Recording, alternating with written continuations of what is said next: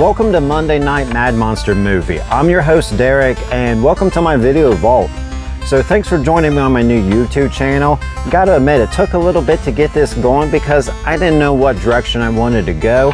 Decided let's keep it simple, and what that means for you guys is each week I'm gonna watch some movies out of my video collection. There's a lot here, and I can assure you I have not seen them all. So we're gonna check things out, we're gonna discuss them, and hopefully along the way you're gonna see some stuff you haven't seen before and you're gonna wanna check out.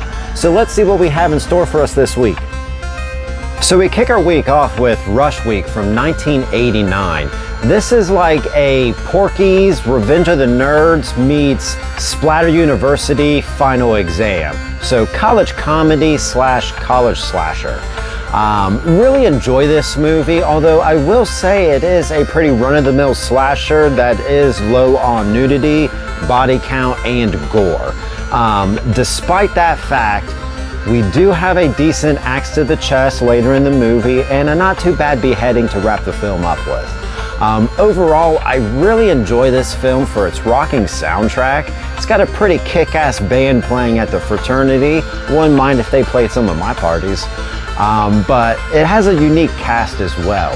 We get Greg Allman to Dominic Brescia, who played Joey in Friday the 13th Part 5. And we also have Kathleen Kinmon, who was Bride of Reanimator and the Cops Do It by the Book and Return of Michael Myers Halloween Part 4. So they all round this movie out to a pretty solid flick. Overall, I would have to say, check it out. You can see it on Amazon Prime. It is for rent though, but I was able to score a pretty nice copy from Vinegar Syndrome. I'd have to say give it a watch, guys. Our next film up is The Ice Demon from 2021. This is a Russian film. It is dubbed in English and it actually syncs up really well.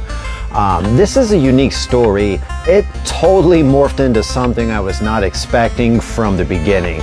It starts off pretty hard with some pretty cool imagery, and then it transforms into a piece about trauma, guilt, and of course, possession. And it's a pretty unique take on it.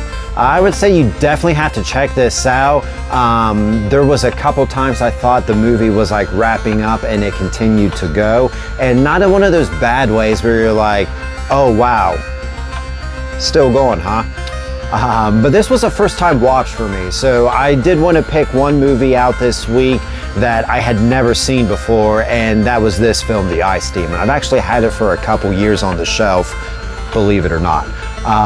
But I really enjoyed this one.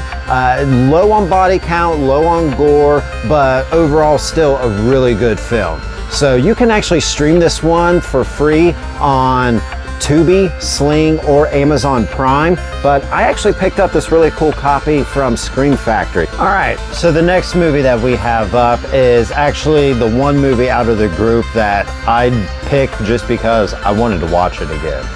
It's a movie I've seen several times, and I think it's one that probably a lot of you have not seen and you need to give a watch. So that's from 1981, The Pit. So this is a messed up story. Honestly, it feels more like it's at home in the 70s in the sleaze category, although there's really not much sleaze to it. It's a grimy story. Really any story that involves kids killing people or kid death in general, it's just always a weird film, and you can tell it's an earlier film when things were a little bit more shoot from the hip.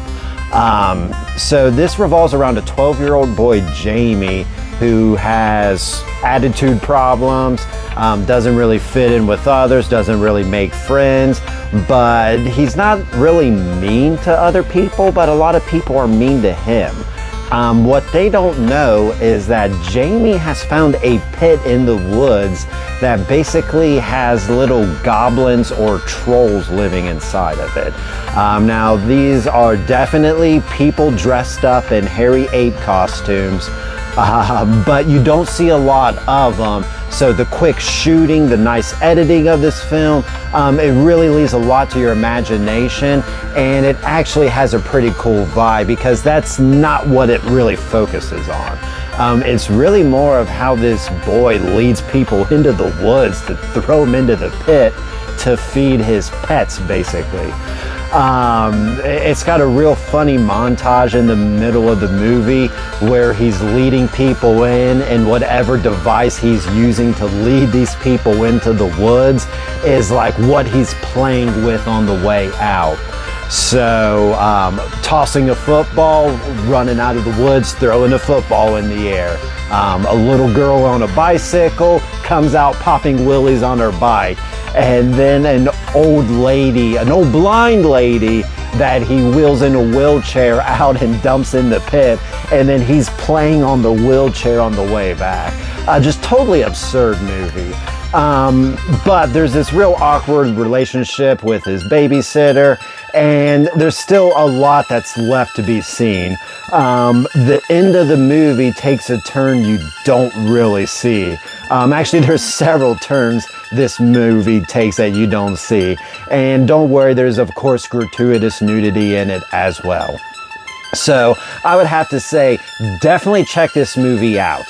The Pit. So The Pit's available for streaming on Tubi and Sling, but I got my copy from Kino Lorber. It's a really cool Blu-ray, and I gotta say, give it a watch, one way or the other. But that does it for our first episode this week, and I really have to thank you if you stayed all the way to the end. If you've enjoyed the show, give us a like this first week, but come back and see what we have in store next Monday. I have a whole new slew of movies we'll check out, discuss, but until next time, stay spooky.